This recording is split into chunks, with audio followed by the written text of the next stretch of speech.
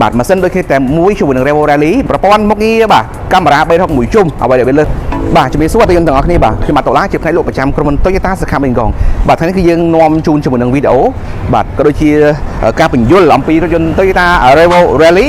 និង Toyota Revo V Edition តើវាមានលក្ខណៈពិសេសខុសគ្នាត្រង់ណានិងតម្លៃខុសគ្នាដូចម្តេចអញ្ចឹងតាមដានវីដេអូនេះទាំងអស់គ្នា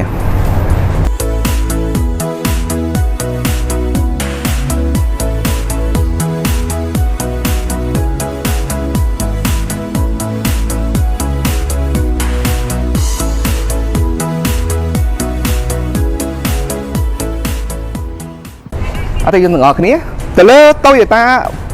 Revo Rally ដូចបងប្អូនដឹងហើយគឺជារថយន្តដែលទទួលបានការគាំទ្រច្រើនទន្ទឹមនឹងនោះក្រុមហ៊ុន Toyota បានផលិតជាមួយនឹងរថយន្ត មួយស៊េរីទៀតដែលវាលក្ខណៈពិសេសដូចទៅនឹង Rally ទាំងអស់តែម្ដងយើងខុសតែចំណុចទូចៗមួយចំនួននេះអញ្ចឹងនោះគឺជារថយន្ត Toyota Revo Edition ដែលតម្លៃរថយន្តទាំងពីរប្រភេទនេះគឺតម្លៃខុសគ្នាជាង$10,000 ទេបងប្អូនគ្នាទៅលើ Revo Rally ក៏ដូចជា Toyota Revo Edition លក្ខណៈពិសេសនឹងដូចគ្នាបងប្អូនអនុញ្ញាតជំរាបជូនគឺដូចគ្នាទាំងស្រុងតែម្ដងទៅលើប្រព័ន្ធម៉ាស៊ីនបងប្អូនក៏ដូចជាប្រព័ន្ធទូក្រងឆ្អិនទូក្រងឆ្អឹងនិងប្រភេទប្រអប់លេខក៏ដូចជាប្រព័ន្ធនៃទម្ងន់រថយន្តផងដែររថយន្តទាំងពីរនេះគឺជាលក្ខណៈរថយន្ត pick up បាទដំណើរការដោយម៉ាស៊ីន Mazda បាទ 2.8 Turbo កម្លាំងបានដល់ទៅ200 សេសផងដែរ Toyota Revo Edition តម្លៃបច្ចុប្បន្នត្រឹមតែ$49,000តែប៉ុណ្ណោះទៅលើលក្ខណៈពិសេសដូចគ្នាទៅលើ Revo Rally បងប្អូនអាចចាប់អារម្មណ៍ទីមួយគឺដូចទៅលើចង្គៀងតែយើងអ្នកគ្នាបាទចង្គៀង Revo Edition គឺដូចគ្នាទាំងស្រុងតែម្ដងទៅលើ Revo Rally ទាំងផ្នែកខាងមុខនិងផ្នែកខាងក្រោយរួមជាមួយនឹង sensor បាទទាំងផ្នែកខាងមុខនិងផ្នែកខាងក្រោយផងដែរទៅលើ Revo Edition នេះ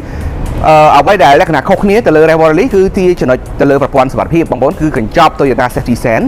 ប្រព័ន្ធចាប់ប្រាំងអូតូស្វ័យប្រវត្តិក៏ដូចជាប្រព័ន្ធផ្ដល់ដំណឹងរេចាក់ខុសគន្លង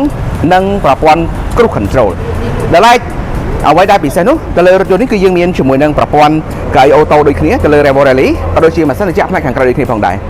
បងប្អូនទាំងអស់គ្នាទៅលើអតិថិជនដែលគាត់មានថវិកាត្រឹមតែជាង$40,000ជាងមិនចង់ចំណាយច្រើនបងប្អូនគិតថាអាចពិចារណាទៅលើ Revo Edition នេះក៏បានដែរសម្រាប់បច្ចុប្បន្ននេះគឺយើងមានជម្រើសពីរពណ៌បងប្អូនទៅលើពណ៌ខ្មៅនិងពណ៌ទឹកប្រាក់នៅខាងជំនាញនេះផងដែរអញ្ចឹងលក្ខណៈពិសេសក៏ដូចជាប្រព័ន្ធសុវត្ថិភាពជាច្រើនមានប្រព័ន្ធប៉ុង2កាពីតាសបងប្អូនអាចប្រើប្រាស់បានយ៉ាងងាយស្រួលនិងប្រព័ន្ធប្រអប់លេខ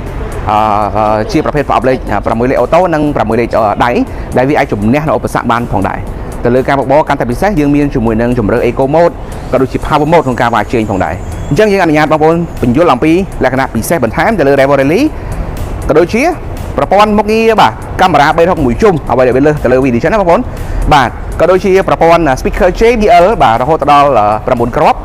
ប្រព័ន្ធកៅអីខ្យល់ត្រជាក់ផងដែរបងប្អូនអញ្ចឹងគឺយើងមានជាមួយនឹងកៅអីខ្យល់ត្រជាក់អញ្ចឹងនេះជាចំណុចដែលពិសេសទៅលើ Revo Rally ក្រៅពីនេះផងដែររូបរាងខាងក្រៅ Revo Rally គឺជាឈុតតុបតែងបងប្អូនដែលវាមានជាមួយនឹងកាងដៃទ្វារពណ៌ខ្មៅបងប្អូនយើងបានឃើញស្រាប់ហើយនឹងស៊ុំបាទស៊ុំកង់យើងនិយាយសាមញ្ញណាបងប្អូនគឺយើងមានទាំងស្រុងតែម្ដងទៅលើ Revo Edition គឺយើងអត់មាននេះនិយាយណាបាទនេះជាចំណុចមួយដែលបងប្អូនអាចមើលឃើញផ្ទាល់នឹងភ្នែកនិយាយណាអញ្ចឹងទៅលើអតិថិជនដែលគាត់មានតម្រូវការបងប្អូនអាចពិចារណា Revo Edition ក៏បានដែរសម្រាប់ Revo Edition គឺជារថយន្តដែលបាទម៉ាស៊ីនដូចគ្នាតែមួយជាមួយនឹង Revo Rally បងប្អូនក៏ដូចជាប្រព័ន្ធកាពីតា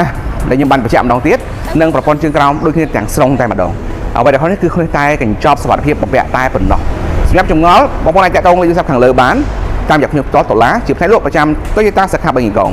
ឬក៏បងប្អូនអាចអញ្ជើញមកទស្សនារថយន្តគំរូនៅ Toyota សាខាបឹងកងបានផងដែរទៅលើទីតាំងយើងនៅលើបណ្ដោយផ្លូវព្រះមនីវង្សកែងស្តុបបូកូសូមអរគុណច្រើនជួបគ្នាវីដេអូក្រោយ